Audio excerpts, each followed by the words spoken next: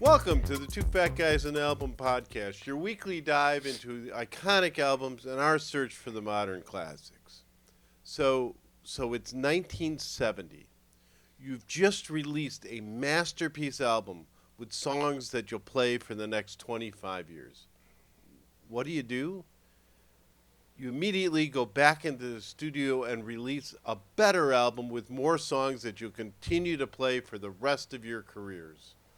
The band we're talking about is the Grateful Dead, and we will discuss today their second album released in 1970, their fifth studio album, American Beauty. So come along, honey, come along with me. Don't forget to hit that subscribe button for more album reviews, in-depth discussions, and music analysis from two fat guys who love talking about music, no matter the genre. I am Mike Blackburn. I'll be your host and narrator, and with me, as always, is my good friend, the maestro of music, the siren of sound, the doctor of the diminished chord, Brek Hufnus. Welcome, maestro. Hello. So, big album today. Big album. One. And but before we dive into that, we typically do a little cleanup and get some nuggets from previous Got a couple shows. nuggets. All right. Got a nugget or two. They're just a really brief nugget. We talked about Travelers Blues Yep. as the second album last week. And one thing that I thought was interesting was they were inspired by the Blues Brothers. Really? He's credited like the Blues Brothers. He was a John Popper, who's the harmonica player. Yeah. Was it Bel- inspired by Dan Aykroyd? and John Belushi. There's Well, two of Aykroyd them. was the harmonica player in the. So he didn't say. Actually, interesting that you bring that up. I'm just saying. I don't know specifically, but he. So now I should know the story better, apparently, but because I think he was like a trumpet player or something. He was like a, and then but when he heard the Blues Brothers, it must have been Dan Aykroyd that made him want to play harmonica. Had the harmonica in the briefcase. In the briefcase, right? Yeah. But even just the whole band, the Blues Brothers, and that's a band that was very inspirational to me personally, also. So when I heard that, it warmed my heart a little bit.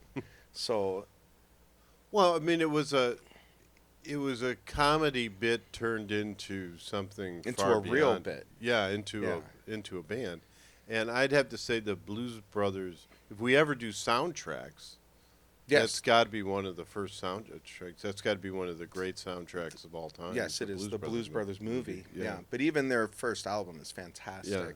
Yeah, and I don't know if it was more comedy or performance art, to tell you the truth. I would look at it more as performance art. I don't think they were making a joke at any time.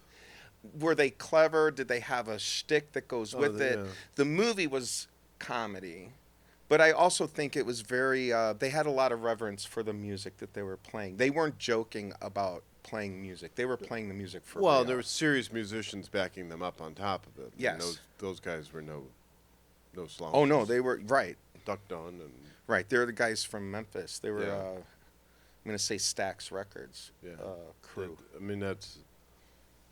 Yeah, So, it no, was they a had- ridiculous band. I mean, but they did throw humor into.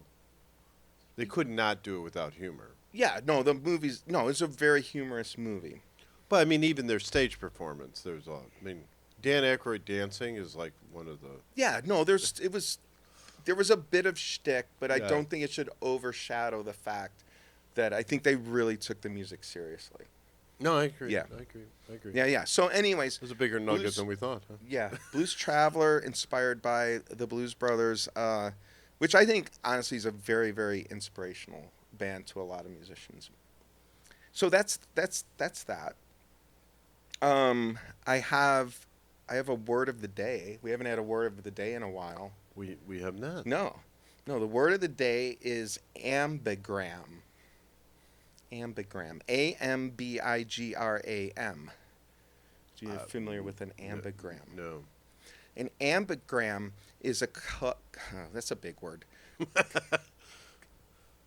Show prep is a big deal. Calligraphic.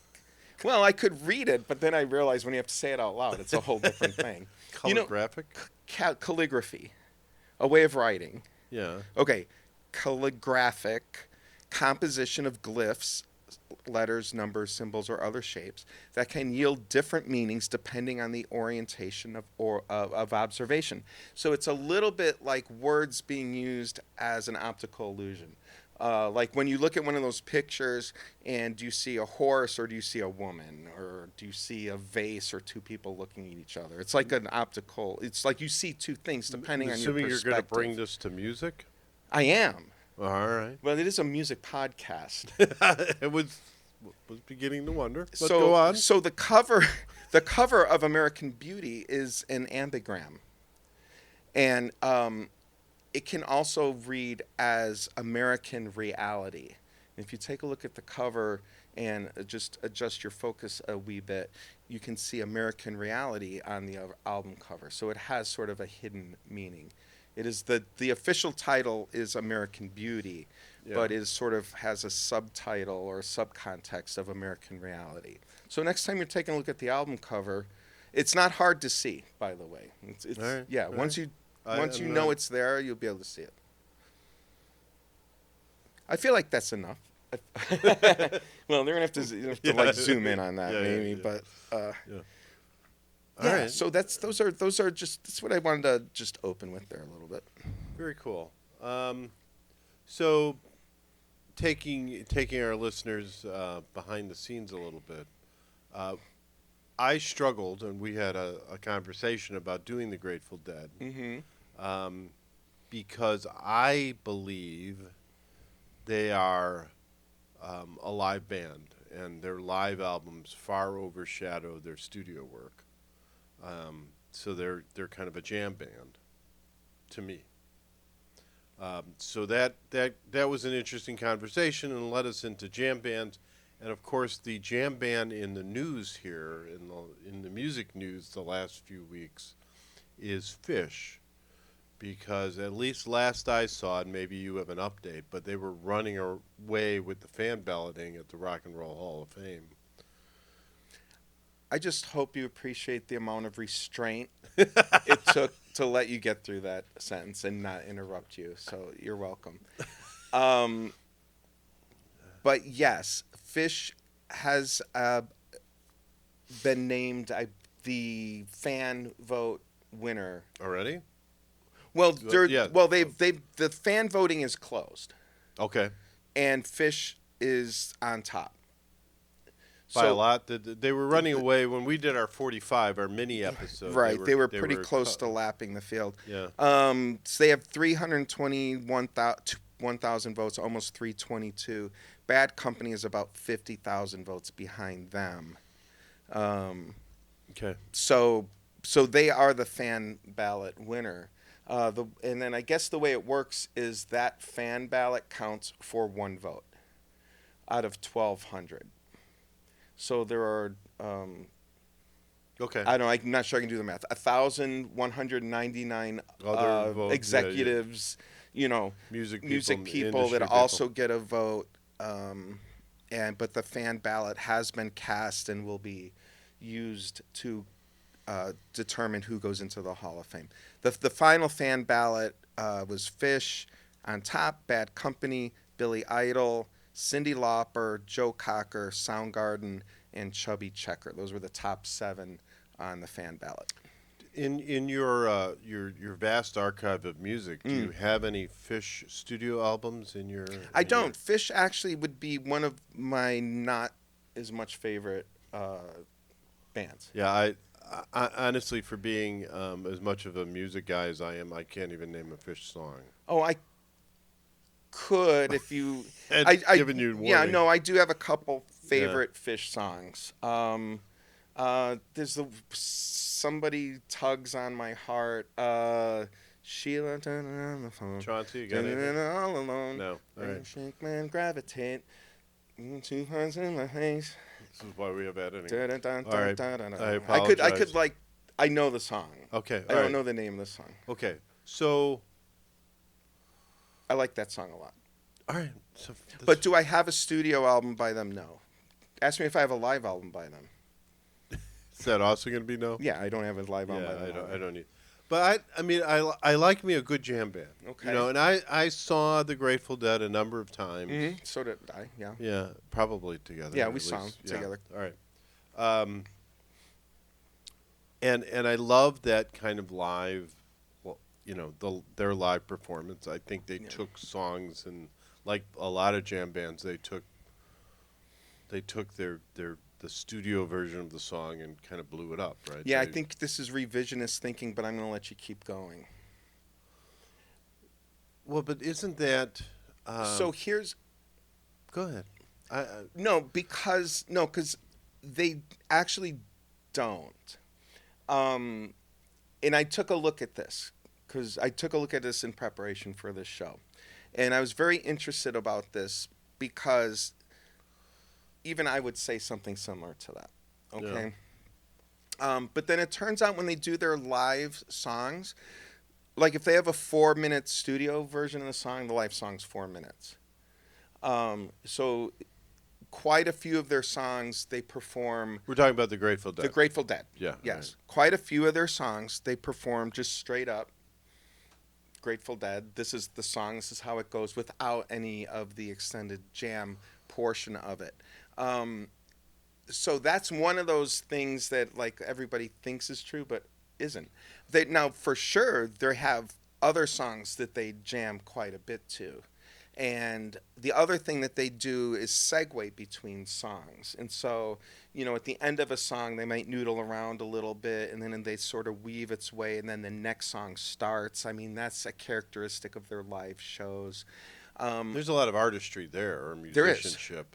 Yeah, nobody's judging anybody's musicianship. We're just judging your knowledge of the 4-minute track, like the idea of a 4-minute song turning into a 20-minute song. So what about the other jam bands that we would think about, like Billy Strings or Dave Matthews? Are they doing the same thing? No, they sometimes, and the Grateful Dead do also, like they'll do 20 minutes on Not Fade Away.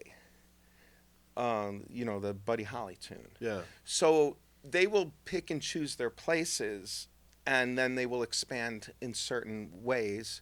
You know, they have album sides devoted to space music, the Grateful Dead.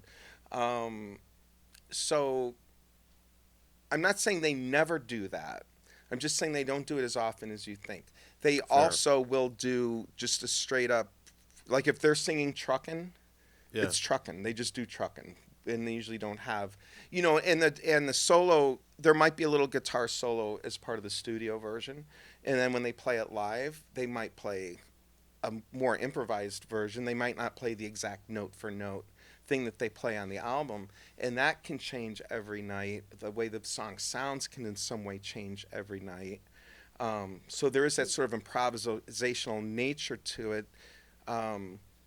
But they don't stretch every song out to 20 minutes. Now, Goose, on the other hand, I was going to say, okay, so setting Grateful Dead aside. Yeah. So Goose, what are the modern? Yeah. So Goose bands? is a band that I like, and we'll be talking about them later. And I've mentioned that I've seen them live. Bring a breathing apparatus if you go, and so smoky. they are a band that will play like every song they play is 20 minutes long. Yeah. So they'll play, you know, 6 songs in an hour and a half, say. So some, you know, everybody and has. how does that compare to their studio albums? We're gonna get to that. All right. Well, then, bad example. Yeah. So let's. So Dave Matthews. Yeah. Same thing. Like, he may play a whole set of songs that you're familiar with. Some of those songs. So a typical song might be 3.5 minutes. Is that fair to say? Like a radio length song, 3.5, 4 minutes, something like that. So even the studio recordings of some of these bands might be 7 minutes. So they may have a radio version of it that doesn't have a little bit of extended solo. Then they may have an album version that might be 7 minutes long. So there's a little more room for improvisation there. And then they may have a live version that's 15 minutes long or 20 minutes long. Correct. You can correct me if I'm wrong. But Yeah. Dave Matthews tends to do that stuff at like the beginning of the song, and then the song is the song. Okay. There's like a. Yeah, that could be true. And I've seen Dave. I love Dave Matthews. He's probably my favorite current jam band around. Yeah. A typical way to do it, and this goes all the way back to like just jazz, the early the 50s and 60s bop jazz, Miles Davis, Charlie Parker, is and even before that, quite honestly. But you would just have a song. And a lot of we talked last week a bit about standards, jazz standards. Okay, Right. so you would have a song, which was actually a popular song of the day. Say Georgia on My Mind. And somebody had sung that song and it was popular as a vocal song. But then a jazz musician would take that melody and those harmonies and then play it. They would play the song as written, like you would recognize the song. That's what you would call the head, the main part of the song. And then they would improvise for however long they feel like, and then they would close with this song again. So that's what you would call a head chart. You would play the song, long improvisation, come back and do the song again. So one of my favorite bands, and you've seen them a couple times with me, and I think you enjoy them as well, is like Railroad Earth. Yeah, Railroad Earth is a great, excellent band. I really like them. Folk I honestly, jam band. Yeah. So they play the song, the lyrical part of the song, and then they all take turns. Right. Soloing. Yes. And then they rap. They do the last verse. Yeah, right. Yeah. And that would be similar to what I'm saying. So, right. Yeah, so that's where I think of a jam band doing. Yeah, it's pretty much true. All right. But just not I guess my point being, all the way back to your original thing, is they don't do it on every song. Sure. And even I was under the impression that, the Grateful Dead, every song they play is 20 minutes long. And then I looked at some of their live recordings, and they aren't, actually. They do quite a few just normal performances of the album songs. So the other thing that makes it a jam band is, the community of people that follow them. Usually these bands have your Deadheads, your Phish heads, your people, and those two bands really defined the idea of jam band. I think Grateful Dead really was the first jam band, and again, the idea of a jam band is a term that came after the fact. Like most, somebody coined that term. Somebody wrote a book and coined the term jam band, and that. And when they were talking about it, they were mostly talking about the community of people, following the Grateful Dead, following Phish. Yeah. So even though that type of music, the Allman Brothers could be considered a jam band in some ways. I think, they take a lot of extended solos. Railroad Earth, like you said, Blues Travelers credited with reviving jam bands in the 90s. What about Billy Strings, do you think? Yeah, no, I think Billy Strings... Fits we were talking about it because we had seen Billy Strings 10 years ago in sort of as an opening act. Yeah. But he was just him and his guitar and maybe a bassist is all I think he was with. So I think he was just doing straight up songs at the time. Right.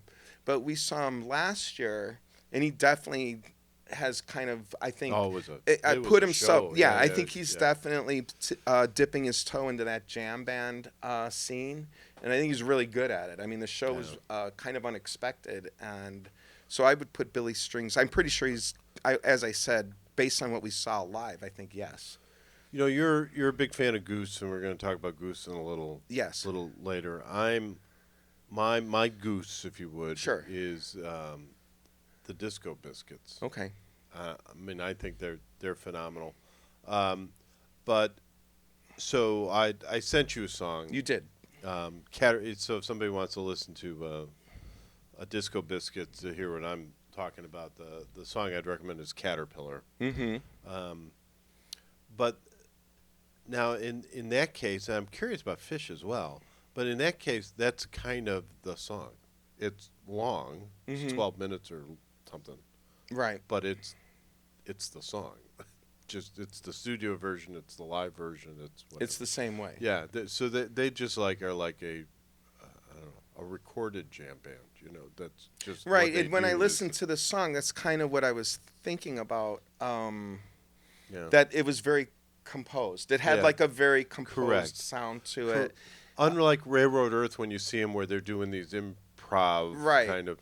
So that's what I like about live music. I mean, it's that fan energy. It's that spontaneous kind of Yes. ness about it, and the ability to improv to create something new with something you love is kind of cool. Right. So that's where I think this is, and seeing the Dead, there's nothing like the energy of the Dead concerts. Right. Were amazing, and that's where I thought it was kind of weird to go do a studio album. I know. Yeah. But you have to talk about them somehow. Right, we just don't do live albums. Well, we can't, but even if we were to do a live album, I think this particular studio album, you said it in the open, like you said it all. Yeah. So why wouldn't you talk about a collection of songs that have been, like to say that they're a great live band is undeniable, but also they made a great album of studio music. Yeah, it's just it seems like there's different energy with some of their live things. Well, there is. But there always is. And Yeah. and again, I like live music as much as you. I love live music. And I do like the energy of the crowd and the energy of the performance. But that doesn't... I don't always want to hear a 20-minute version of a song either. And if you think about the songs that you hear on the radio by the Grateful Dead, I mean, they came from an album. Yeah. You had to have that. So... without getting too ahead of it, I mean, I just like having a nice, concise collection of these songs that that have really good sound quality, that don't have mistakes in them. That don't, like the live recordings. It's pretty easy to find mistakes. Everybody makes mistakes. Okay, so I'm not like this isn't. But there's a harmony that's out of tune. There's a missed. There's a. I mean, you can. If you listen to it, there's mistakes, okay?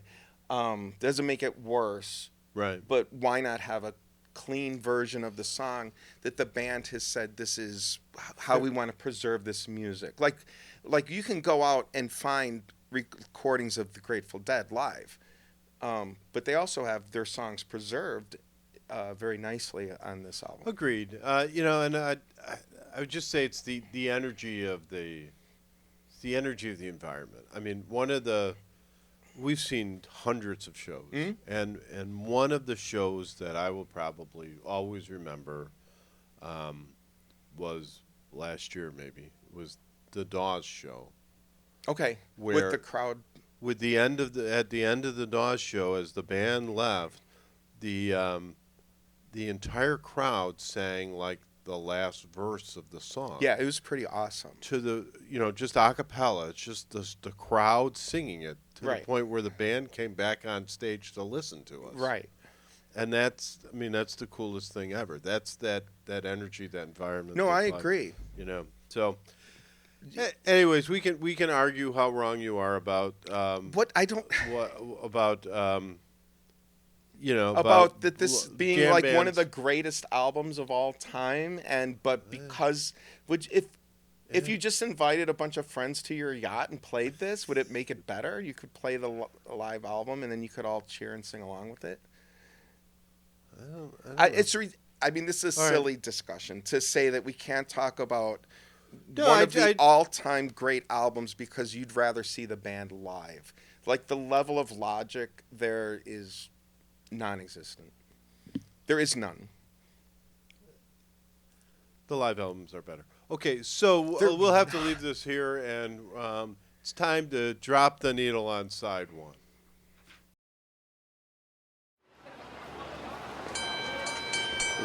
Ladies and gentlemen, let's get ready to rock. In the red corner, an album that needs no introduction. Ranked 251 by Rolling Stone, this folk country psychedelic rock masterpiece was released in 1970. It reached number 30 in the US charts and attained double platinum status. Performed by jam band pioneers, the Grateful Dead. This is American Beauty. And in the blue corner, two fat guys. This is Two Fat Guys and an album. So this is kind of the follow-up album. It just amazes me to talk about American Beauty, that we were talking about the Grateful Dead's fifth studio album, that it was released in the same year as their fourth studio album. Yeah. Working Man Dead. Right. Which since we're not really going to talk about it, but Working Man's Dead, had Uncle John's band, which.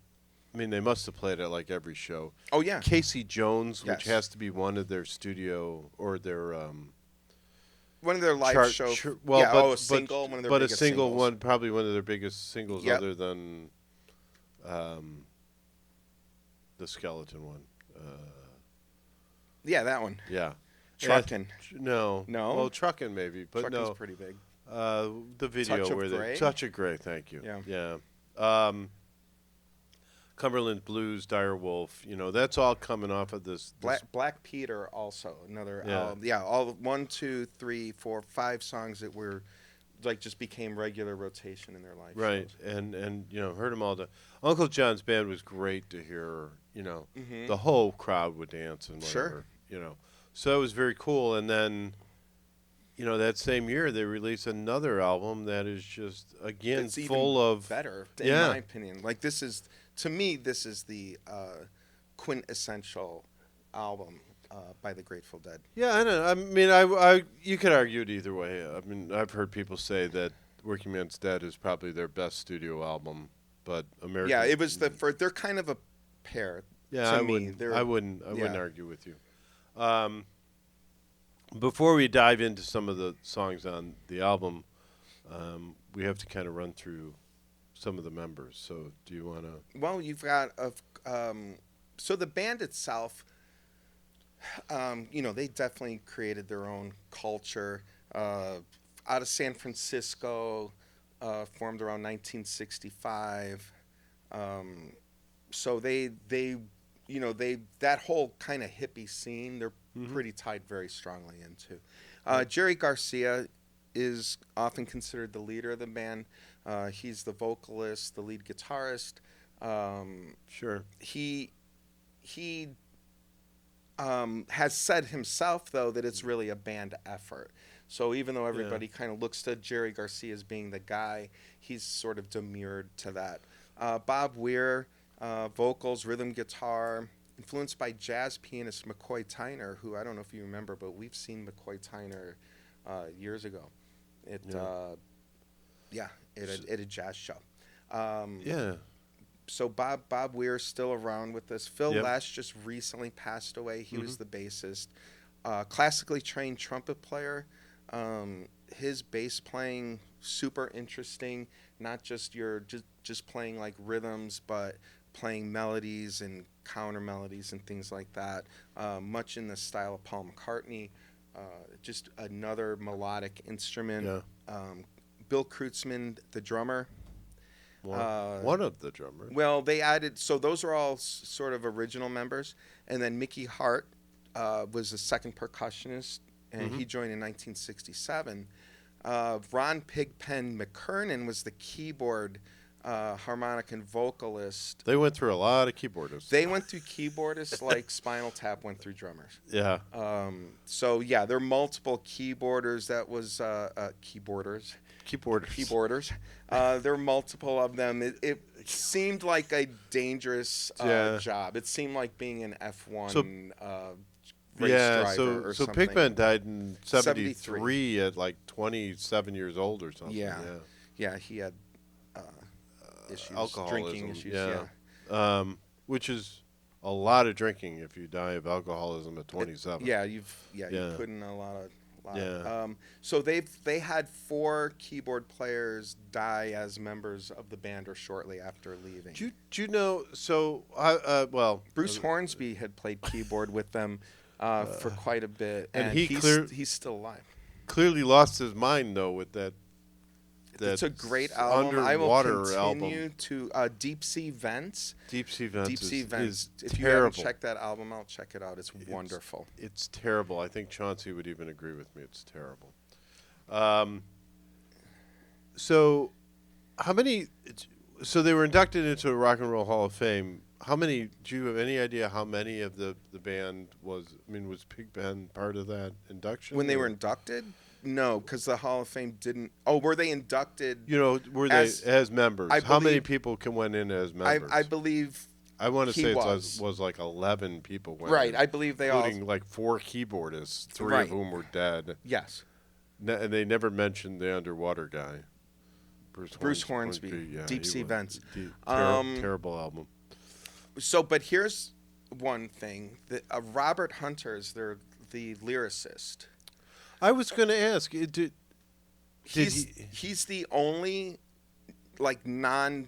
considered a non-band member, like a non-musician, to ever be inducted into the Hall of Fame as a member of the band. So Robert Hunter, who was just the writer, and joined the band in 1967 as a lyricist, was considered a full member of the Grateful Dead by the Hall of Fame.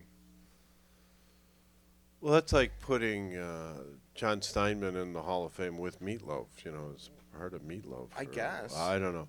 So, do you have any idea how many of the songs he actually wrote the lyrics for?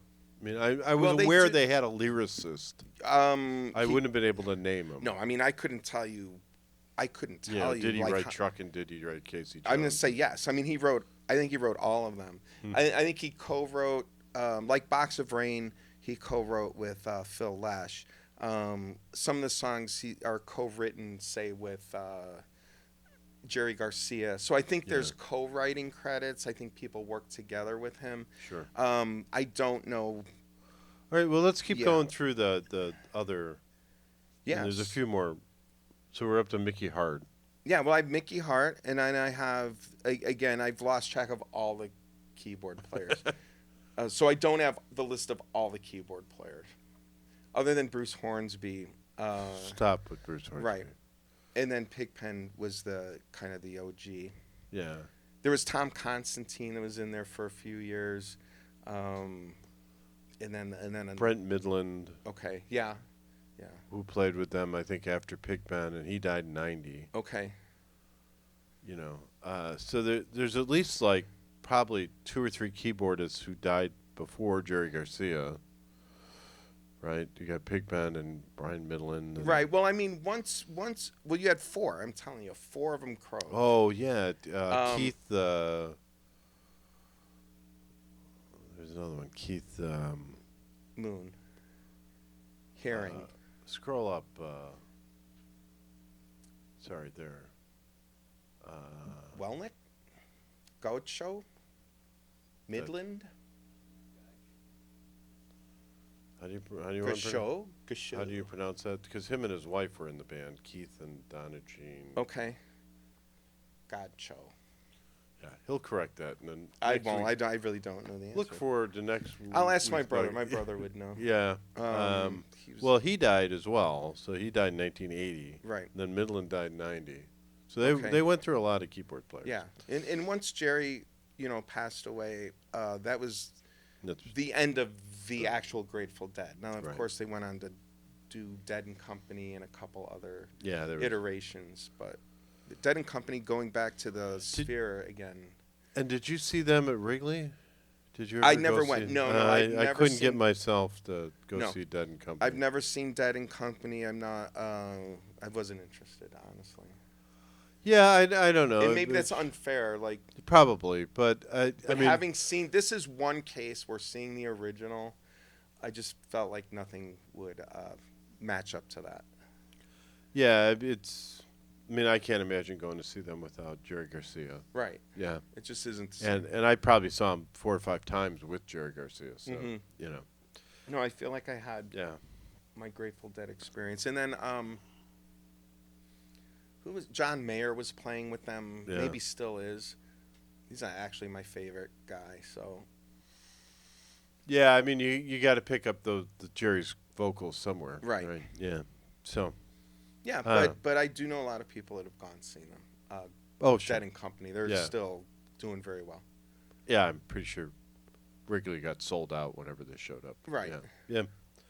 But Bob Weir's got to be up there now. He is. Because when did the Probably in band his start? 80s, I'm guessing in his 80s. Well, 65 is what I have as sort of the beginning of the band. And they were probably, I don't know, in their 20s at the time. Yeah. I don't know for sure. Well, Bob Weir, I think, was probably the youngest. Okay. You know. Yeah. So, well, and you think, you know, Pigpen died in 73 at 27, so that would put him at like 20-ish in 65. Right. So, yeah, like in the probably 80. Yeah, 80, pushing 80 anyways. I would think right around that. So and he's still performing. Yeah, right. It's worthwhile pointing out, you know, that we're at the 30th anniversary of Jerry Garcia's passing. That's amazing. It's amazing. It seems like it was yesterday. Yeah. 1995. And I was sort of talking about this before we started recording, but it would be fascinating to me, and maybe there is one for all I know, but do a documentary on what happened to the Deadheads. You know. Yeah, right. Because there was. Well, they all became doctors and lawyers and such. And such. Doctors and lawyers and such. Yeah. No, I mean, I think that's kind of a big thing. I mean, you know, we just talk about what happened to all the hippies. Yeah. And a lot of them moved on. Yeah. Some of them are still hippies. Some of them are living in Colorado and. Yeah, but I think a lot of them have moved on to real life. On actually the table in front of us here is a. So the if you went to a Grateful Dead show, and we were kids ourselves going to these shows, right? But there was these group of people who traveled with the Grateful Dead, Deadheads. Right, they would go from show to show in, you know, VW microbuses, you know, Colton Convoy, and lots of them were in the grounds of whatever the you'd have like a big, like they would camp out. They would camp out in the parking and you could walk through, and they were selling stuff, so tie-dyed T-shirts and different things, and that's how they funded their trip. And so in front of me, I actually have a bandana that I bought from one of these Deadheads as they were going around. So it was bought at a Grateful Dead show in maybe 1985, 86. Could have been. But not a Grateful Dead sanctioned product. It wasn't bought at a booth in there, but it was bought from. There were a lot of you could get a lot of different and phenomenal stuff, and a lot of beads, I'm sure. Yeah, and craft work, tie dyeing. Right, and I might have had a tie-dyed shirt back in the day. I don't remember. Right. But now watching like YouTube and watching the people, some of the tie-dyed stuff Bunch they of do freaks. now. Well, it's amazing the artwork they do. Oh yeah. I mean, the artistry that goes into making tie-dye. You know, it definitely isn't a. Well, you could still find it. Like you could find. Well, it isn't the high people doing it in a van behind the. The show, you know. Yeah. Anyways, so it was very cool. Hung on to this over the years, and all right, let's want to talk about the album. Yeah. Dig into. So the American Beauty album. Yep. Which you turn your nose up at. I didn't turn my nose up at it. You just didn't want to talk about it because it's not a live album. It's a double platinum album. It's on Rolling Stone's list. It's their 215th ranked album. It was a US 30. It's a very, if you take out the fact that you like live music, this album stands on its own as a masterpiece. Can we not make this about me? It's always about you. You think it's about you. Just go on. What is your nickname? The Show, I believe, is what I've heard you use. That's what's on my hat. So this has 8 songs on it. There's 10 songs total. 10 songs. 8 of them are were part of their regular live performance. Like they've just made it, like you said, these songs lived in live shows for decades. And the other element of jam band that I'm not sure I got to mention at the beginning was how they'll change the sets all the time, which is one of the attractions of going to see them in multiple shows. Like if they're coming to Chicago for 3 days, you're going to see a different show every day. Yeah. And then people get really excited about, they played this song and they played that song, Correct. on a There particular was set show. lists being passed around. Yes. You could actually, at the shows, as you're walking around, with the impromptu vendors or the Yes. fan vendors, Right. you could actually buy cassettes of other shows. Right. Right. They would copy. And the Grateful Dead almost encouraged recording in this sort of right. That's the actual amazing the business model for the Grateful Dead. Yeah. Wildly successful. Yeah. They wildly successful, but it was based on this community groundswell and this allowing people to at the time just bootleg the concerts at will. Yeah. And encouraging it, and you would go and you would see a dozen microphone things set up near the it wasn't really near the stage, but near the soundboard, Yep. and they would just all these people were making their own recordings of the show and then putting them out. So you can but there was no internet.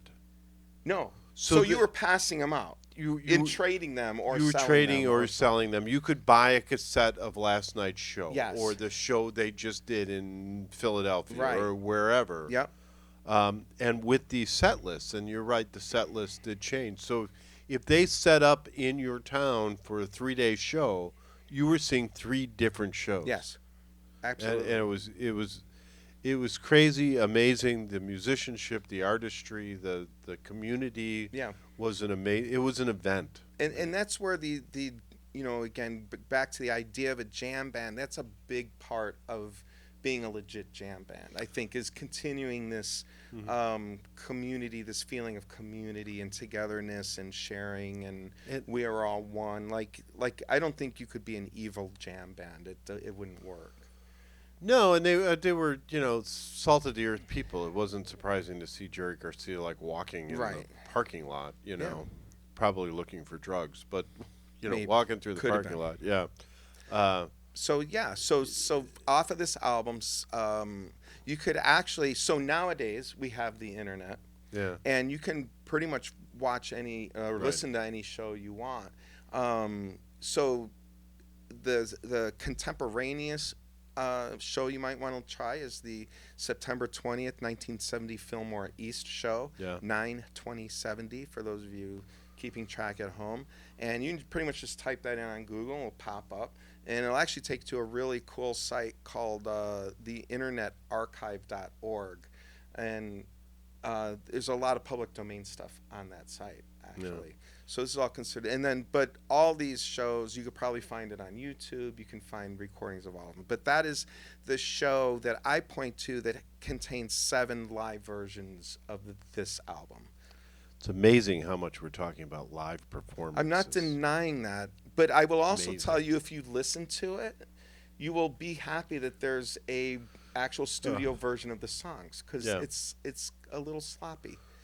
No, and that the sloppy is. Yeah, I agree. Yeah. But the sloppy is what kind of makes it fun in my book. It's the part musicians playing, right? No, and these are great. Yeah. So let's just go through the first side here. Okay. Can I throw in one last thing before we do that? Yep.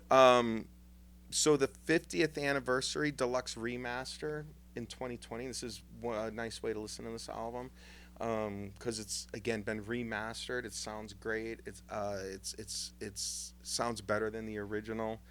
They brought it to life. It's got the original album plus 3 more. Why would it sound better than the original? Because it's been remastered. So they have more modern technology. So they just are able to remix it for the speakers that are being used for the headphones that we use today. They had the original masters of the music, and then they're just redoing it with modern technology. Okay. So it sounds great. Gotcha. It sounds wonderful. And that remastered, for those of you who love live music, also has 3 sides of live music on it, Very along cool. with the original. Or you could listen to the Dolby Atmos version with your Dolby Atmos compatible headphones. Both of those really great way to listen to this album. All right. So let's go. Let's dig a little bit into the songs. So, because it's like a Hall of Fame first side followed by nearly Hall of Fame second side. I think I might even think the second half is better, but I know Box of Rain is a staple of their shows. great song. Phil Lesh, that's a song that Phil Lesh wrote with Robert Hunter, and a song for his father who had passed away at the time. So it's a really touching song. And that's the last song the Grateful Dead ever performed live. Yeah. That was their last song performed at Soldier Field in 1995. Right. And then Phish, when Phil Lesh recently passed away, Phish opened their concert playing this song in tribute to him. Yeah. Terrific song, and if you want to get a taste of the Grateful Dead, I think Box of Rain is a good place to start. Or the next song. Friend of the Devil. Friend of the Devil is one of the ones that was always a favorite. It's still on my rotation. Mm-hmm. Two versions of it. Okay. The Grateful Dead version, and so I saw the Grateful Dead do this live. Yes. A couple of times. Okay. And I also saw Counting Crows do it like last year live. Okay. And they do a really nice version. They do a nice cover of it. Cool. And it's very, very true to the Dead. Mm-hmm. I like the Counting Crows. I do. So see them here in Ravinia, where that's a concert review that I could go on about. Good or bad? Because I hate the Counting Crows live, quite honestly. Well, of all the bands that you talk about, yeah. I love the Counting Crows. I do. Studio and everything. Yeah. I've seen them twice live and have been nothing but disappointed.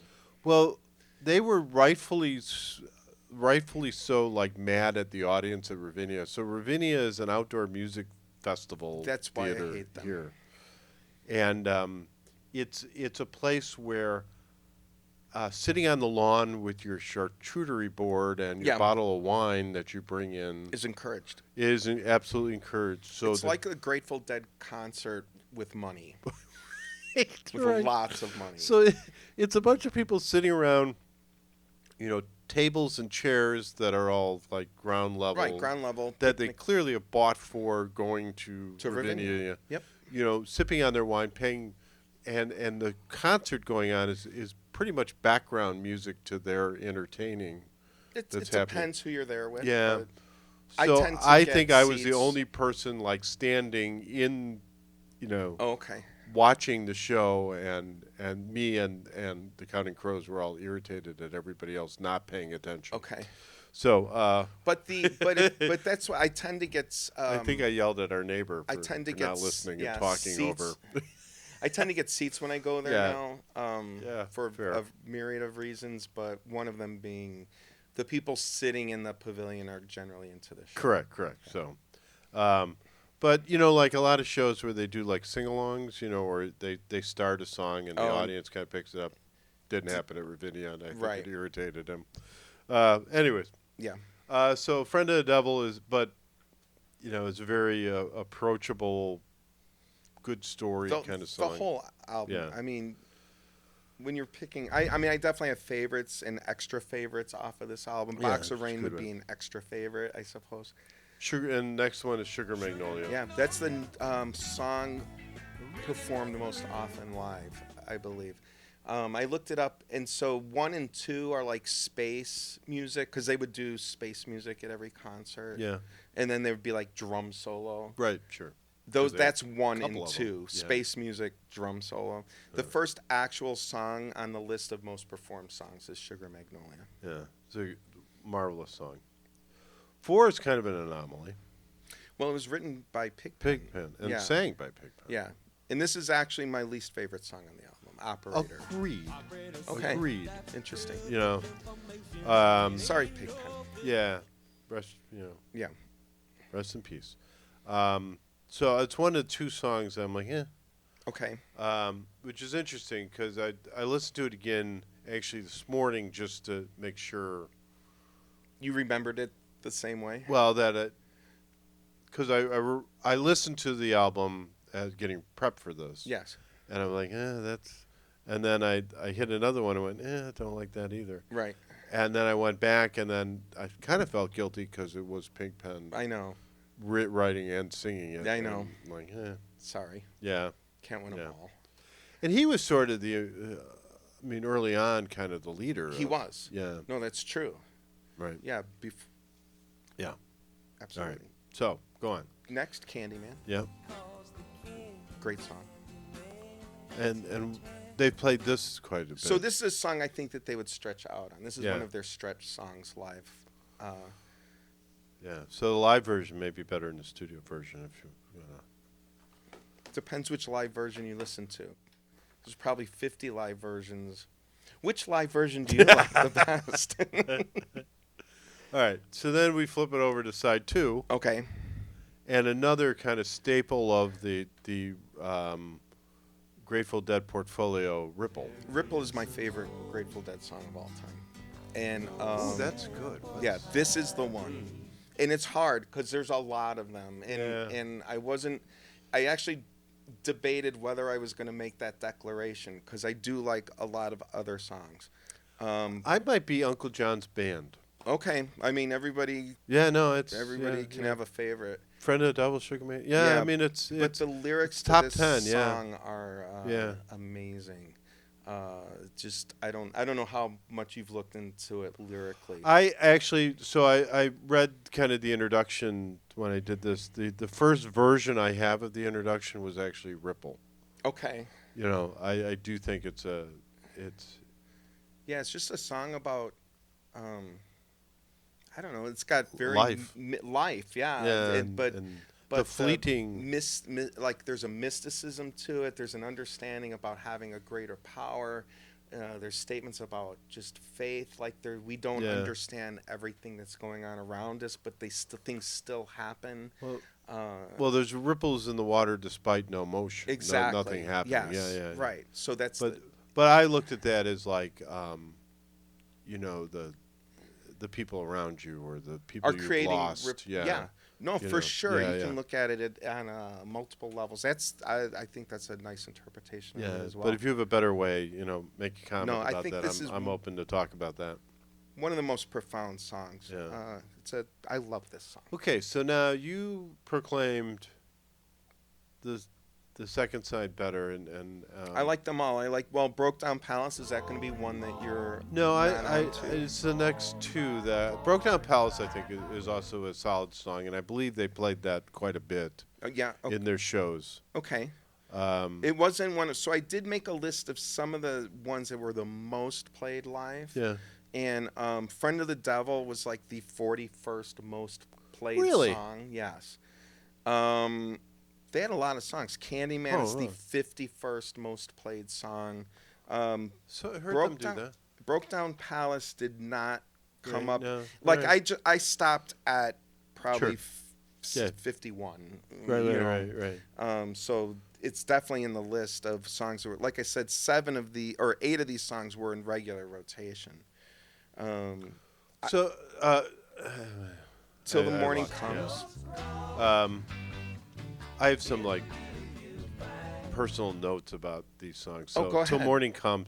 Well, like, I didn't mean to skip over. we dissed the Pigpen's operator. Yes. I do think it's and I think it's him too. Does a great harmonica at the end of that. Oh, all right. Operator. So all right. Just shout out to Pigpen. He is a harmonica. Yeah, he does get harmonica credit. I'm always going to, shout out the harmonica. Yeah. Okay. Till Morning Comes. It seems out of place. It seems like it belongs on a Crosby, Stills, Nash and Young album. Well, it's interesting you say that because they were influenced quite a bit by Crosby, Stills, and really, Nash. Yeah. They And I never heard that. But no, oh my God, this is such. Listening to it now, I'm like, oh my God, this is a Crosby. Yeah, no, for sure. They like, and even the harmonies and the whole. And again, we're talking about San Francisco of 1965. All right, yeah. Probably they're rolling in that same crowd, and so the Grateful Dead kind of have said that they learned to sing harmonies by studying Crosby, Stills, Nash and Young, and Crosby, Stills, and I'm not sure which of them said, but they were really gracious about it. And they're like, no, they already knew how to sing.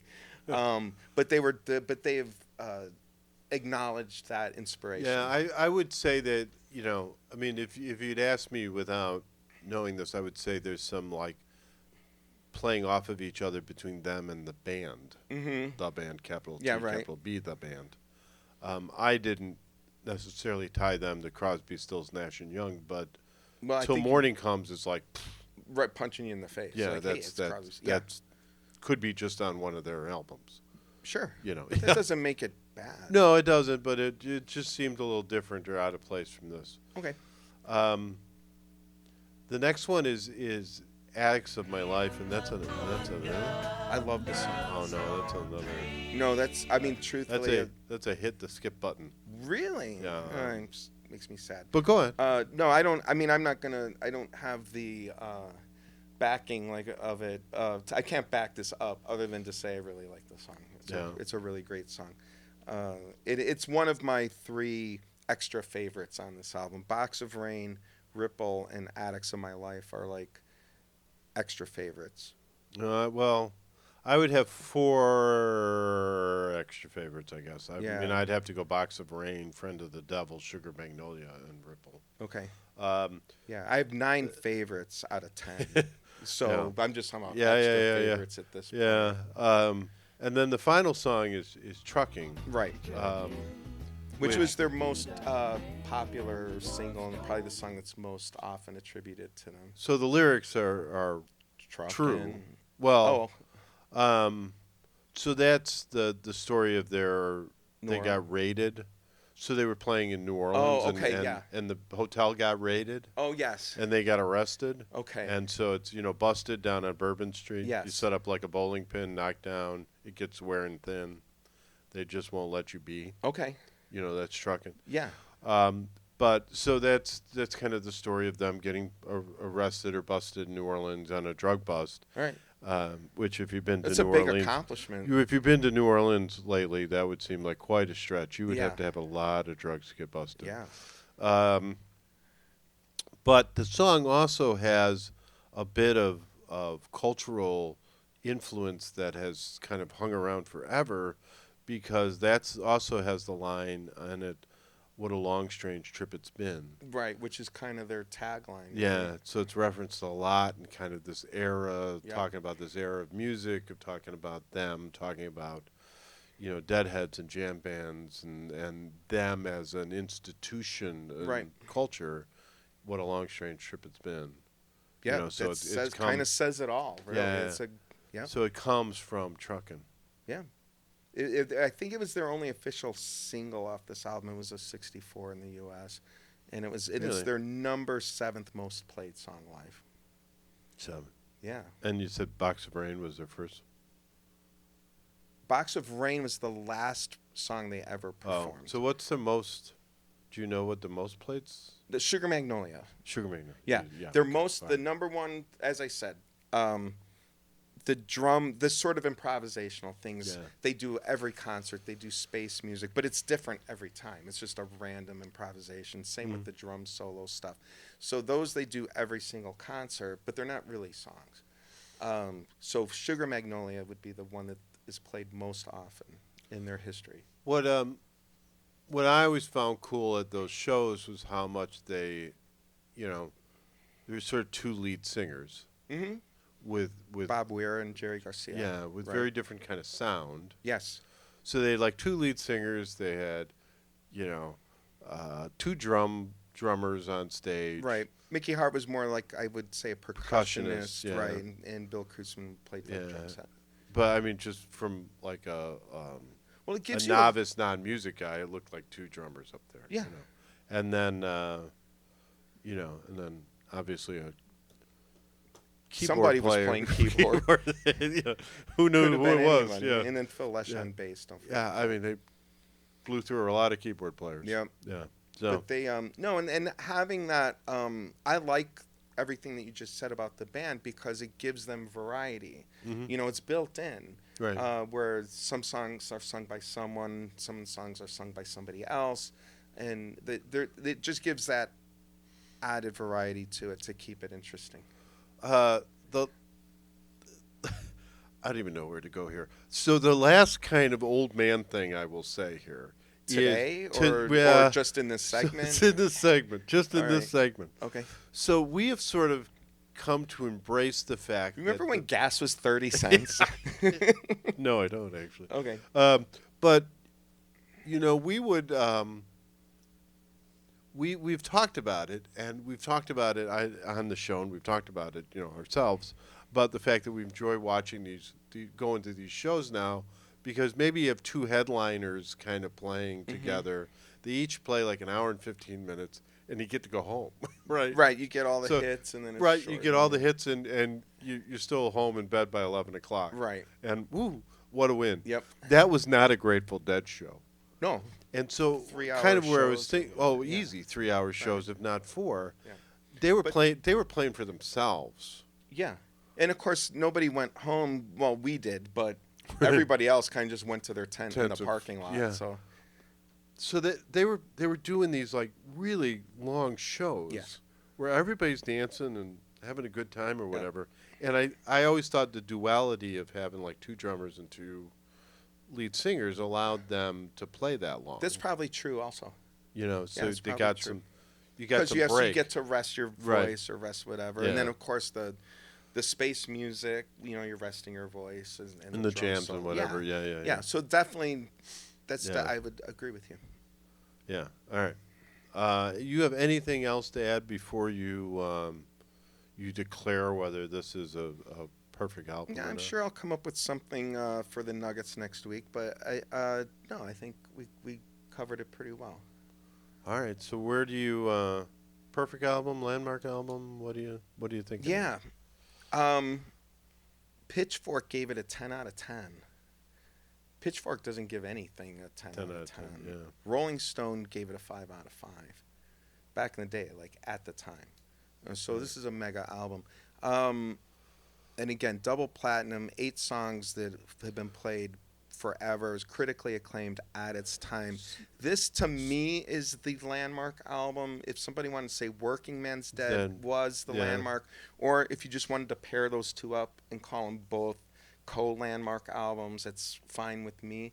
This American Beauty is my favorite of the Grateful Dead albums, and I think it's just, I think Working Man Dead sort of got the ball rolling, but this is the gem, the true highlight of their oeuvre. Yeah, I'd have to say this is the Grateful Dead at their pinnacle of say creativity at that moment, at that time. Because I don't, until you get to the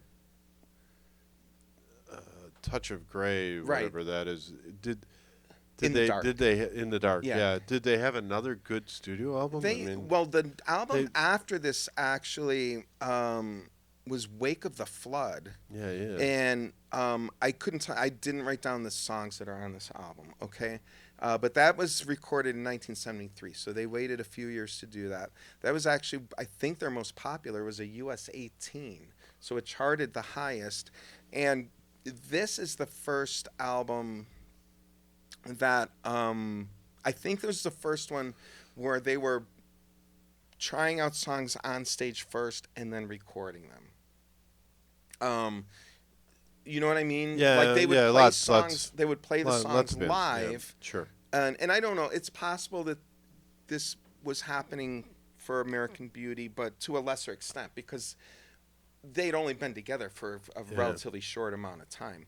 But that's pretty unusual because most of the time when you go see a band, you want to hear the songs on the album, and that's another thing that jam bands are able to get away with that a lot of other bands aren't. Is they'll play music that they haven't recorded yet, and they sort of perfect that music in front of the audience, and then they put it on a recording. So that's pretty interesting. Well, kind of where I was going to, as I don't think after having these two monumental studio albums, I don't think they produce another decent studio album for Until in the Dark. Yeah. Probably that's probably true. I'd have to look at the track list for this next one. As I said, it was the most and after popular. That's for sure. I guess we'll have a nugget for next time. I'll look at the track so after list. that they did something, and they did weave in some of their own live albums. So Dead right. Set. I Yeah, know yeah, you've yeah, got one yeah. you like. I like Yeah. Dead Set a lot as their like a self-produced, not bootleg album. All right. Which, by the way, this film. Here's a nugget. This Fillmore East show that I referenced has. I'm almost positive it has Black Muddy River on it, which wasn't recorded, I don't think, until the In the Dark album in the 90s. Wow. So I had not realized that they had been performing that song for like 20 years live. Yeah, cool. So, all right. anyways, So it's a Legend, landmark. I think it's a landmark album by a landmark band. And if you want to, again, if you want to pair it with Working Man Dead, that's fine with me. Perfect album? Pigpen ruined it for me. Poor guy. Yeah. I agree with that. It's a great harmonica Yeah. close. If you're listening to this, if we've sparked interest where you go back and listen to this album again, don't skip Operator right away. Listen to the last. Listen to it. It's not a bad song. It's just, but it's again, very different vocals because it's a different person. Yeah. Yeah. So I have 9 out of 10, but really 9 out of 10 songs are favorites. So it's almost a double perfect album, really. Yeah. And 3 extra favorites, if that's a thing. So. Yeah, and like it's our show, so I guess it's a thing. Yeah, now. it's an extra favorite. I don't have it quite that high. I actually like Working Men's Dead better, but I'll let that go. It's fair, but it's but, a whole nother discussion. Right, but I mean, Box of Rain is great. Friend of the Devil's great. Sugar Magnolia is great. Ripple's great. I'll listen to. You put this on, I'm not kicking you out of the car. There you go. Yeah. All right. All right. We have to leave that one there, and we now have a live read from our sponsor. You could talk a little bit more before you say that, and then I could have it prepared. Well, there it is.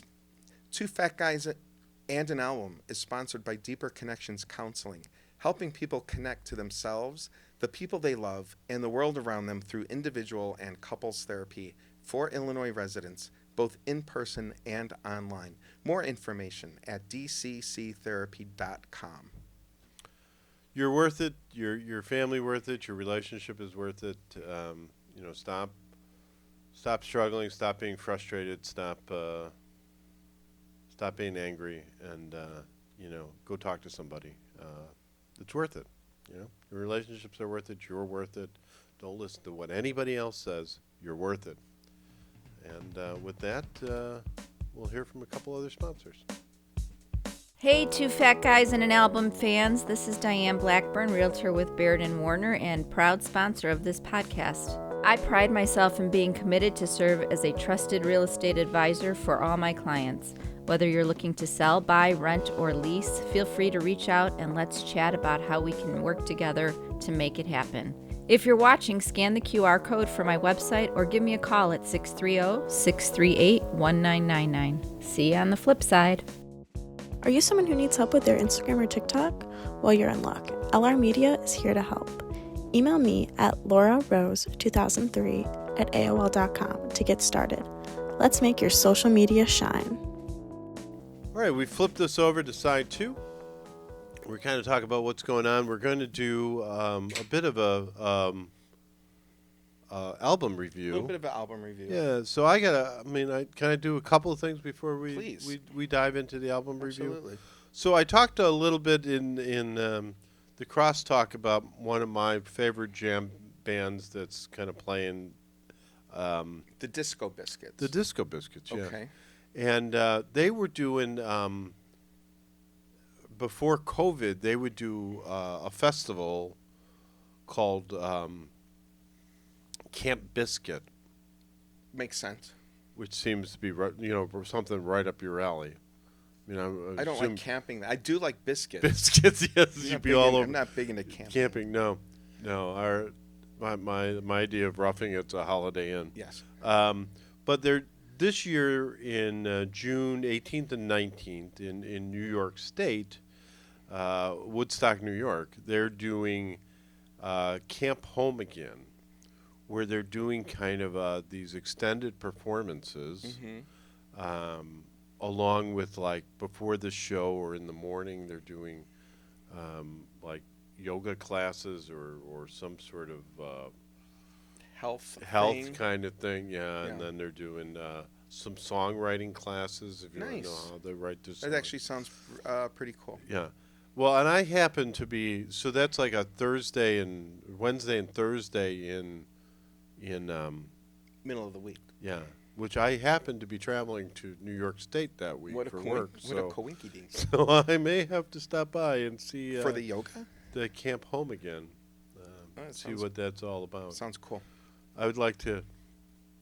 Yeah, what could go wrong in Woodstock, New York, with a festival? I don't think anything. Absolutely nothing. So, all right. So that's. I thought that was kind of cool and worth kind of throwing out there. I have talked before about I'd like to rebuild the stereo system in here to have. Right. I currently just have like a terrible turntable, and Okay. I still have some of my. Do you have the Carver amp? I still have the Carver amp and preamp. Yeah, that's. I have a that's beautiful. Nakamichi Dragon tape deck There you laying go. around here somewhere. I'm afraid to put a tape in it at this point. Right. But I don't have a turntable, and I really don't. I have kind of speakers. They're a little in rough shape, so I was thinking of getting some better speakers. Okay. And I saw a pair of used Magnaplaners. Yeah. And I thought, well, Magnaplaners would look great. And Magnaplaners, if you're not aware of them, are like they're basically doors. Yeah, they're they're thin. shaped like doors. Yeah, they're tall. rectangular, large. They're tall, like a door. Yeah. And so if you can imagine, kind of two But they door weren't. setup. Maybe they weren't 6 feet tall, were they? Were they that? 5 foot? They're pretty tall. Okay. But they used the room basically for the base, right? So instead of using the box to create the base, they used the wall behind it. Okay. So it was kind of cool. So I thought I'd look around and see what else is out there before I pulled the string and got myself some Magnaplaners. Right. And I said, well, what's a good speaker available on the market? And there was this company that I hadn't heard of kind of popped up called Goldmund. So gold like gold. Right. And Mund like Edmund, M-U-N-D. Okay. And they have a brand new set of speakers out, and you can get them either kind of in the A's or the B's, so good or better. Okay. I'm not sure they have a best, but they at least have a good and better. They don't have an A plus. Right. So it's Goldmund Ray is their good pair, which is what. So think you're an audiophile. What's a good pair of speakers going to run you today? If I'm guessing, Yeah, just spitball. It's a good pair of speakers. So $5,000. these are about this. I'm saying this tall for a podcast. So they're maybe Are 3 we feet playing tall. Price is Right rules? We are, sure. So you can't go over Okay, $5,000. $5,000. So that's good or best or better. Well, So- you said what is a good? Good, so good, and then So the the higher A, end would the be A- 7,000 maybe. Sure, that's fair. Yeah. So me too. Okay. That's kind of what I was thinking the There's- ballpark ranges Yeah. were. So Goldman's good. The Ray passive are going for a pair, so it's not individuals. I'm not Oh. sure if your price was individuals or pairs. We usually buy two. So you're saying 5,000 for the pair. I'm guessing I'm off. So their good is $108,000 a pair. Okay. 100. I don't think you heard me.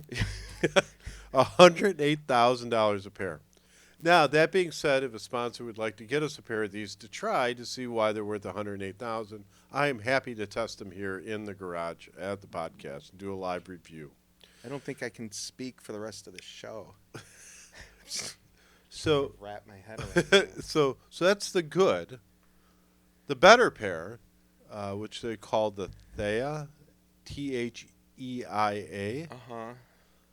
Thea passive, is $215,000 a pair.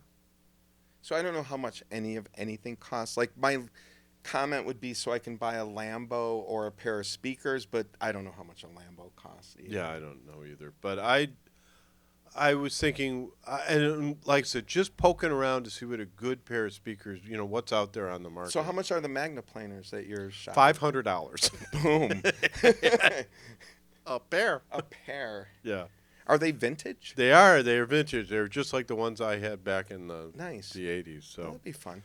it was, and I thought the garage would be a perfect space for it. I still got the carvers, hook them up. I need a turntable. Okay. Not spending $108,000 on a turntable, I can tell you that. No. So we'll figure that out. Anyway, so that's what I got. So we're going to try a little bit something different and talk about a new album, right? Yeah, just trying to get like the newest of new music in, you know. Yeah, yeah. And We've talked about songs. We've talked about songs Yes. before, new songs. right. But you're going to talk about I'm a going to whole talk album. about an album All right. and, you know, see where it goes. It's fine. But we've talked about Goose, and this being somewhat of a jam band episode. It fits right in. Goose just dropped this album 2 days ago or yesterday. And A couple weeks ago. No. Yes. No. Maybe a month ago. Okay, let me put it this way. No, I understand what you're saying. I've only had a day to listen to the album. Recently. Yeah. Yeah, all right. Okay. Okay. And it's an hour and a half album, so I did my best. All right. But it is their brand new album. It's called Everything Must Go. Goose, as we've mentioned multiple times, a very popular jam band of the time. Another Rock is Alive band, by the way. It's a very recent band. Although they formed in 2014, they really haven't gained 2020 is sort of when they became, you know, when they hit. Okay. But they will be performing in Madison Square Garden, and I think that's a pretty big venue. And they built their, their audience from the ground up as well. They did a lot of festival performances. They've performed with Dead and Company. They've performed with Trey Anastasio and Bob Weir and all, and released live recordings. So they follow this tradition of jam bands. Sounds like they're better in an open air space, though. It depends how much you like to breathe. But I would say yes, an outdoor festival would probably be ideal. And they're directly consider themselves influenced by Phish and Humphreys McGee. You know, that's the that's another lineage, good jam you know, band we haven't talked about. Yeah. So they talk about themselves as an indie groove band, okay, and it just sort of sets them apart, or an indie rock jam band. So they definitely are a jam band, but they do set themselves apart from the Grateful Dead, say, or Railroad Earth, who are more Americana country-ish. Yeah. And then even Phish is more like funk prog rock. Mm-hmm. So I think Goose is a little, in a way, more accessible. They're more like indie rock, but then they jam out. So the album is Everything Must Go. It's their fourth studio album, recorded live, not a live album, but recorded in studio live. But it does, meaning the musicians are playing off of each other. They're performing the songs together. So they can all hear themselves. They can hear themselves, and they're able to relate to each other musically and communicate with each other musically at the same time. Do you honestly know how that looks? I mean, are they like in a bunch of different like cells, yeah, they pods can be. looking at each other? It's possible. You know? Yeah, it could be. It could be. That'd It be depends cool. on the. We should road trip to a recording studio. Well, I have a recording studio. I don't want to get into it now, but no, it depends on how they want to set it up. You could literally set the whole band up in one room, and they could just play all together in one room, or you can isolate sound. You have like isolation booths for the drums and for the different instruments. So there's still, again, they maybe have We eye talked about contact like with microphones bleeding over. Yeah, and right, It seemed like it'd exactly. be harder to cut or Well, mix it's just if you're trying to edit it, and you're trying to get only the vocal, or take only the vocal out and put another vocal in. If another microphone, say the guitar track that you want to use, also Right. has the sound of the vocal in it, that's going to cause a problem because you want to change that Right, vocal right, out, but use the guitar Yeah. track. So, yeah. So, anyways, recorded live. But does benefit from studio enhancements. So they've added horn sections, they add overdubs, they have, Sure. So they're using the ability of the studio to enhance the songs. So do you think that's a musician's choice? For sure it is. A musician or producer or in Once, combination. they just want to play together, and so. Well, no, it goes to it goes to the vibe that you want. Like if you want a really technically perfect album, and maybe your music doesn't rely on the interaction of musicians, like improvisational music really relies on being able to hear each other and play together, and and they're creating music at that moment, and they're influenced by what they hear around them.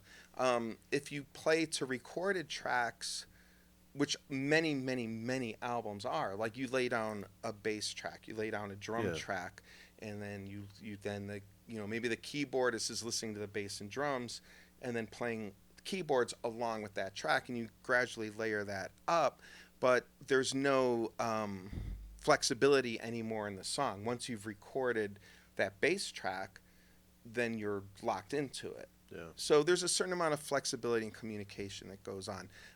Both are valid, but if you're looking for a more live, organic sound than performing live, it's also harder to do. Like you have to know how to play your instrument. Right. So if Right. you know what I'm saying, Yeah. and so, yeah. But I can imagine like Pink Floyd not being even necessarily in the same building. If some guy comes in, records his part, leaves, and then It's possible. Yeah. But again, a lot of their instrumental stuff was, I don't know, was sort of improvisational, and I don't know. I'd have to deep look into that. Also, they didn't like each other very much. Right. Well, that's what I'm saying. They, Right. Don't necessarily have to be in the same. The Beatles' White Album at the time, the band members really weren't getting along together, and that's an album that was created not live, not at all live. Like they would wait for somebody to leave, and then they would come in and do their track. But then they wanted to get back to that a more organic sound when they did Let It Be. So these are band choices and styles of playing. So at any rate, as far as this album goes, I really like the album. It's Everything Must Go by Goose. They have there's 14 songs on this album. So again, if you want to have a perfect album, maybe 14 songs is too many. Yeah. But 7 of them have already been performed live. So in the tradition of the Grateful Dead, they've already been playing these songs live in a certain way, and now they've captured them in the studio. So you may have heard one of these songs. I've definitely heard some of these songs live. Yeah. Cool. Yeah. As I said, the whole album's about an hour and 30 minutes long. Their singles, like their radio things, come in under 6 minutes. But the interesting thing to me is you think about the classic rock songs that back in the day, a lot of times they would have guitar solos and stuff in it. Sure. And so and so these songs are kind of like that. You have the song, you might have a little break for a guitar solo, and then the song, and you still have like a 4.5 minute song, but you're hearing these guitar solos, which is kind of cool. And then they have some longer songs that go like 6 to 9 minutes, and those are kind of like mini jams. They stretch out a little bit. I think they give you a little bit more taste of what their live sound is going to be. They're a little more intricate. The last, what's the song? Silver Rising. I don't know how long it is, but it's one of the songs towards the end. That's the most extended jam on the album. Like if you want to just listen and get an idea of what a live sound would be, Silver Rising is the one to look up. I have 8 favorites on this album. Like I really like it. That's cool. The singles are Lead Up and Give It Time. Give It Time right now is everywhere. My wife has said she's sick of hearing this song on the radio. That's how much airplay it's getting. But I love the song. Both of those songs had been performed previously live. Yeah. Other faves are Animal, which has a little bit of a talking head sound to it. California Magic, also previously performed live. Feel It Now, previously performed live, has a disco Miles Davis muted trumpet sound on it that I really like. Silver Rising, which I already mentioned, has kind of the most extended jam. And then How It Ends, the last track on the album. It's really a beautiful album, and it deals with a lot of the themes of like the Grateful Dead. Like it has like sort of a Zen quality sure, to it, and sure. a We Are All Together. The How It Ends is only performed once live, but it could go into rotation. Like it's such a good song. And then my other favorite song is the Iguana song. And this song has not been performed live, but I guarantee you it will be a live classic. It isn't anything like the Platypus It's not song. like the Platypus song, but I knew that was coming. Chauncey and I have like Platypus. Okay. You What know, didn't you have a PTSD. Chameleon song that you referenced earlier today? I don't think so. I thought so. So the Iguana song, if you're a Goose fan, you're going to hear this live. So I think this is a terrific album. Awesome. How many fat guys are you going to give it? Is that what we're going with? I'm going 0 to 10 fat guys. How many fat guys? Okay, so I might have to. I have an issue now because we've done 2 reviews. Yeah. And I gave the Mumford and Sons album, well, at 4.5, which would translate to 9 fat guys. I gave it 4.5 deep dish pizzas, which I guess translates to 9 fat guys. Yeah. Okay. 9 fat. You could take 9 fat guys to eat 4 deep dish pizzas. There you go. Yeah. I like this album more than that. So either I have to like revise that one down and this one up. So I don't know. I probably would go. I was ready to give it 4 deep dish pizzas. But I would maybe go 8.5 fat guys. 8.5 fat guys. Yeah. All right. I'll go 8.5 fat guys. And I can tell you this could improve on future listenings. This was based on listening to an hour-and-a-half album like twice. This might be Goose's American Beauty. Like that's where they're at. This is their second. It's their 4th album, but it's their second one in this like current iteration, much like Working Man's Dead, and this is like the second album. And I could see, like I said, 7 have already been live. There's 2 more that for sure are going to become live staples. Right. And the rest of the songs, it's not like I listen to any of his other songs and said I didn't like them. Yeah. So it's a very, very good album. Okay. Excellent. So we have 8.5 fat guys there. Mumford and Sons, we're going to revise them down to 8. 8 fat guys? Yeah. All right. So I'm a little behind you. Okay. But after your review, I went back and listened to the Mumford and Sons album. Being a quasi fan, I wouldn't say I'm running out to collect their stuff. I'm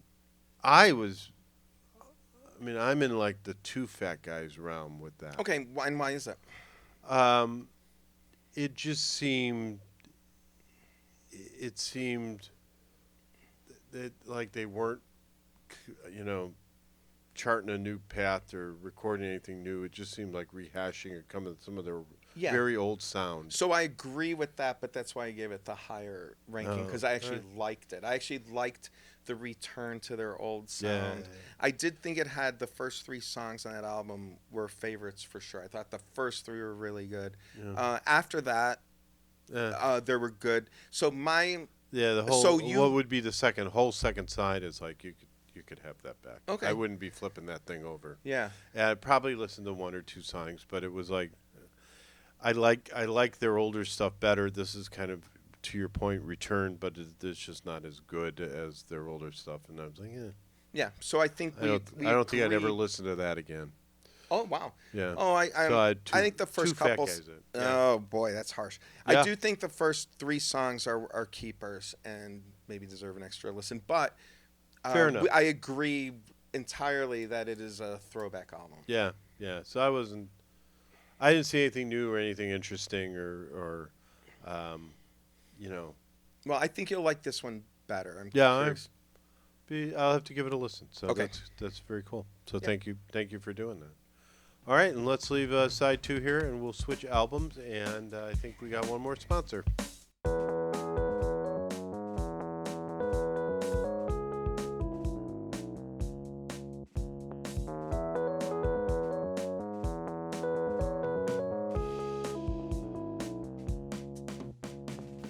Welcome to Side 3. This is Beyond Classic Rock, where we talk about, an album that we think is worth sharing to our classic rock fans. This one is I think a little bit difficult for me to talk about. I picked this one. It's a band I think is just amazing. We have seen them live at the Aragon Ballroom last year. Not too long ago. Yeah. The band is the Front Bottoms. I think they're an innovative band. They're fun lyrically. They make some great music. We saw them as a couple of fat guys going to a concert. I think we were the oldest people in that room. Yeah, us and the usher. Other than the usher. Yeah. Yeah. Which was kind of cool in a way. Yeah. To just, like the music is, it's not just old guy music, I guess is what I'm saying. So it's nice to see music that I like being enjoyed by many other generations. Yeah, so we're going to talk about their 2013 album. So this is the Front Bottoms 2013 album, Talons of the Hawk, which I think is their second album. Could be wrong, or second studio album. It might be I think it's more along those lines. Yeah. So they're out of New Jersey. I know. Do you want to do a little background? Well, I mean, they're kind of an indie rock, folk punk band. Folk punk kind of comes in. Brian Sellas, the vocalist, guitarist, I think he's probably the main songwriter, although I think the band tends to get songwriting credit. Yeah. But I think he's the main guy. And then Matt Usich is the drummer. And both of those guys were founding members, and then they had some changes going on, and they've added Tom Warren on bass and Kieran O'Donnell on keys and trumpet and guitar. I like the band. I think their songs are kind of clever and funny and well written, lyrically. We talk about the Mountain Goats a lot, and to me, this sounds like if the Mountain Goats went folk punk. If they were in that style. And we're 20 years younger. Yeah. Right. But if they decided to play in that style, his vocals to me sound a bit like John Darnielle. But other people say we'll relate him to Blink 182 or Death Cab for Cutie. Again, I think they sound a bit closer to John Darnielle and maybe Gordon Gano from the Femmes. He definitely has a very emotive way of singing. Right. And yes, almost like shouting. Yes. Yeah. But that's not to say it's bad. It's No, not at all. So it's very and it goes well with the lyrics. Yes. So it's a lot of the angst kind of stuff of punk. Yes, exactly. The loss, the floundering relationships. Yeah. Like he should really talk to Deeper Connections Counseling. Yes, I hope he has. Yeah. If he hasn't, so he should. It's a lot there. But it's kind of poking fun at relationships too. Yeah, I mean, this album's I would call it a breakup album, and that's the thing. It's got this sort of funny, serious dichotomy. I think he appreciates the irony in a situation. I think he's able to see the absurdity in some of the things that are going on, even though they may create powerful emotions. I mean, breaking up with someone is not a happy thing. No. But I do think he sees the absurdity in it sometimes, and recognizing his own failings and his own contributions to it. And I think it's thoughtful. I think the thing about it, this album, I don't necessarily like every song on this album, but every song really has at least one or two really good lines. Right. Yeah. So, again, that's where I would go with it. Is I think I'm assuming it's Brian is the songwriter here. Yeah. And so he has a wonderful way to turn a phrase. Yeah. There's a lot of ties with like the Mountain Goats where they're, Yeah, just lyrically smart and literate. So I was going to say Mountain Goats seem to be more literary. Well, literary, yes. Yes. So actually, that's funny. We both said that. So one of my favorite Reddit quotes, just like some random person on Reddit, declared the Front Bottoms as the Mountain Goats for illiterate millennials. Yes. And I didn't say that. I did not say that. I actually like the front bottoms just fine. Yeah. But they cracked me up. It is. It is. They're actually touring. They're opening in July for Zach Bryant. Oh, that's an interesting pairing. Yeah. I'd actually go to that show. So they're at MetLife Stadium. I won't be there. 3 shows. Okay. Zach Bryan is the headliner, and then Kings of Leon and the Front Bottoms is the 2 I'd go to opening that acts. show. Yeah, 100%. Yeah. Okay, keep your eyes open. See when they come to Chicago. Yeah. So that 3 shows in July. So it's very, very cool. Okay. Yeah, Midwest punk band. So just the Well, you said from New Jersey. yeah, what they call Midwest punk. is Oh, what just it- that Yeah, that Midwest. sort of like the Violent Femmes, say, out of Correct. Milwaukee. Right. I gotcha. Yeah, very much in that sort of vein. Right. They were influenced by the Mountain Goats, Mhm. Blink 182, and Bright Eyes, who Oh, interesting. Okay. and I can see lyrically and musically a little bit of Bright Eyes is more bold. This Yes. is more of a stripped down version of that. Yes. Yeah. So a couple of songs I would recommend. Au revoir. Love that song. It is great. That's the first song I heard by them, Yeah. and captured me immediately for the whole band. Yeah. Only like a minute and a half song. Yeah, it's not very long. And try again, sort of pompously breaking up with his girlfriend and sounding like an idiot. Right. It's really something I would do. Yeah, right. Exactly. It's a really Yeah. and if you want to just check out the Front Bottoms, you only have to risk a minute and a half of your life to listen to Au revoir and see how you like it from there. Skeleton is the next song, which I also really like. I think Oh, it has okay. some great lines in it. It does. It's not one of my favorites, but it is a good song. I got so stoned I slept in the front seat. I never sleep in the front seat, I'm too tall. I'm too tall tall. to sleep in the front seat. Yeah. I never sleep in the front seat. Yeah. Yeah, and the lyrics are sort of conversational. I guess all of it, because those aren't like mind-blowing lyrics, but they're funny and self-aware. Yeah. And it's just recognizing, again, sort of the absurdity of a situation or, in real life. Every so often I like a band that can do this, that has some humor Yeah. to it, in the Warren Zevon sort of Yes. And still in somewhat of a dark humor. dark humor. Yeah. Yeah. The song I think is Jumping Down the 4, which is I think the song they're known for. Wouldn't you? Twin Size Mattress. Twin Size Mattress. Yeah, it's a favorite of mine. Which was the encore song, their final song at the show. Mm-hmm. And the whole theater was just singing along with. Oh it. yeah, It it's a was great lot of song. fun.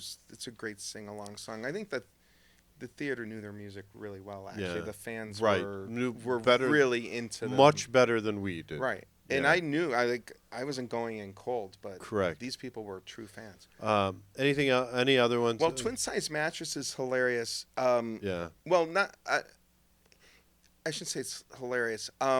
Tragic. Hilarious. It's tragic. Tragically hilarious. But one of the things it does is change meaning completely at the end of the song. I don't know if you ever noticed it. No, go ahead. Like the first part of the song is about his friend who's maybe trying to decide to get out of rehab, or maybe perhaps been in religious indoctrination program of some point, and trying to figure out if he's going to leave or go, and Brian and the singer, whether he's going to support him in this. It's just really kind of a there's some profundness to it. Yeah. And then at the end, it has nothing to do with the rest of the song, and what everybody sings along with is she hopes I'm cursed forever to sleep on a twin-sized mattress.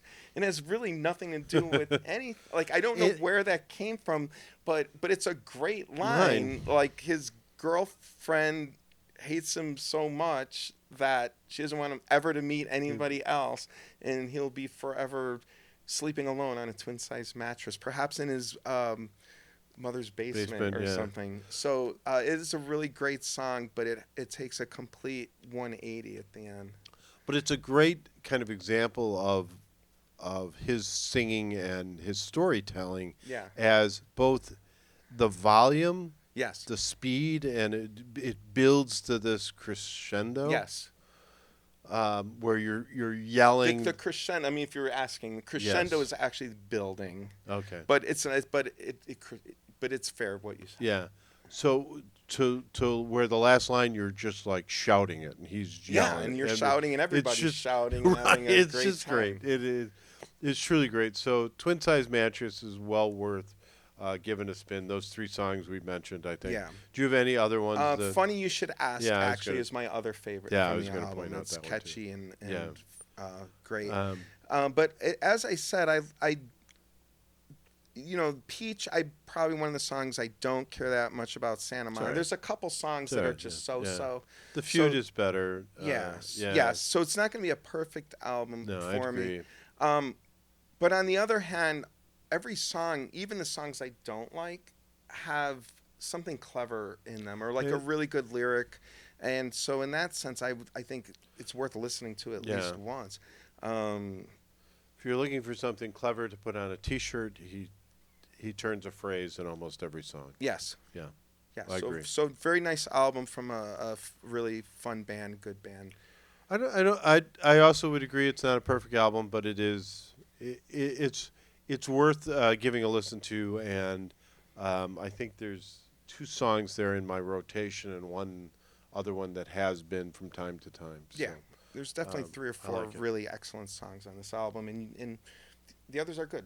Yeah, and I'd say the band is good. You know, Yes. if you're looking for a fun time out, a fun band to see, look up when the Front Bottoms are out there. They're fun in person. I will give them. Yeah, they do a definitely great give them job. Yeah, really good on stage, and they have an enthusiastic crowd. Very I guess you enthusiastic. see them in the right venue. Yeah. We We were in a mid-sized venue. yeah, it was kind of a hip part of yeah. town. Yep, You know, yep. so Fun to see. So it brought out the hip people. You almost said it. All right. Okay. Let's. If nothing else, we'll No. leave that one there. Yeah, I think so. All right. So again, that's the Front Bottoms, "Tellin' of the Hawk," from their 2013 album. Yeah. Okay. Let's flip this thing one more time. This would be a great place if you wanted to be a sponsor. Your This ad would be, here. This would be a great segue. Yes, your ad here, kind of picked up here. Been yelled at numerous times by our production team that we don't have I keep throwing it to a sponsor that doesn't exist. So, because it's waiting for you. There you go. All right, so side 4. Side 4 is where you put our main album here, American Beauty by the Grateful Dead, into the rank of our now 17 Yep. towering list of 17 albums. It is. Yeah. Where do you rank? So yeah, we have 17 albums, all of them excellent albums. So wherever you end up on this list, Yeah, I mean, there's no shame. There's no shame. 16 remarkable albums and Dream of the Blue Turtles. So just for that, I'm leaving Moondance at number 1 by Van Morrison. Yeah, I've given up. Yeah. I have this album, I think, again, landmark album by a landmark band. 100%. And that's going to put it in the top half of my list for those reasons. I have it 8th currently. So Blonde on Blonde is ahead of it. And then Moving Pictures is actually behind it. And so I feel like and Moving Pictures is a great album. I love Moving Pictures, but I feel like there's a delineation there, between the really influential OG type of albums and then the next sort of level of, And so American Beauty would be, in my mind, in that tier of OG influential albums. That's fair. And 8th is not bad out of 17 when you talk about 16 like monumental. Yeah. Well, I mean, you have terrific Moondance albums. 1, The Doors 2, Wish You Were Here 3, Aqualung 4, Violent Femmes 5, London Calling 6, Blonde on Blonde 7. And then we hit, And then American Beauty. So and then topping off the top 10 for me are Moving Pictures and Bad Out of Hell. Yeah, so I mean that's just not a bad place to be. Yep. So, all right. With that, we will thank our production team, our producer here, Chauncey from Smidge Films, and our media people from LR Media for putting out a lot of great shorts. We appreciate it when you tell us how much you like us, but stop telling us how much you like us and start sharing that. Put in the comments. Put in comments or share us with your friends. Yes. Show this around. We'd like to keep doing it. We're enjoying these things. We're getting a lot of positive feedback, but we'd like to grow our market as well. So please share. And with that, we'll thank our sponsors, Deeper Connection Counseling, Diane Blackburn from Beard and Warner, Smidge Films, and LR Media. Next week, we are going to we've talked about them so much. It's time to do an album. Yep. We've talked about people they've influenced, and we've talked about there's some of their songs. So we are going to do the album Sunset Tree by the Mountain Goats. So Cannot wait to do this yeah, album. that should be awfully fun. So with that, please share this with your friends. And I am Fat Guy 1. Fat Guy 2. We'll see you next time.